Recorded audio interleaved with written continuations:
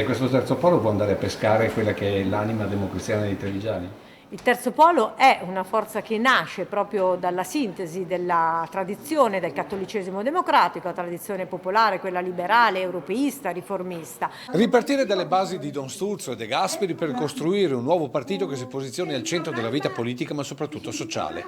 È quanto descritto oggi a Treviso in una delle prime assemblee provinciali costituenti del terzo polo Federazione tra Azione di Carlo Calenda e Italia Viva di Matteo Renzi.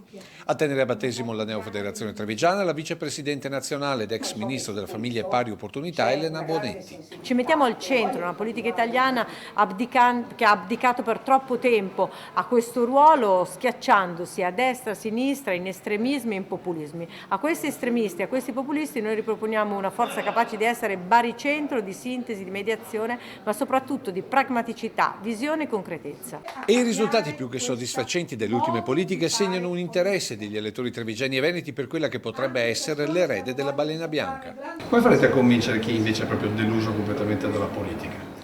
Li convinceremo attraverso progettualità serie e concrete e attraverso anche l'ascolto dei cittadini e di tutti coloro che vogliono avvicinarsi, proponendo idee e progetti per Treviso, ma anche per l'Italia e per l'Europa. Progetti sui quali la federazione si vuole distinguere soprattutto dalle lentezze del Partito Democratico, anche se non citato direttamente. Non mi esprimo su altri partiti, ma ci tengo appunto a sottolineare che vogliamo la concretezza e punteremo sicuramente su questo valore.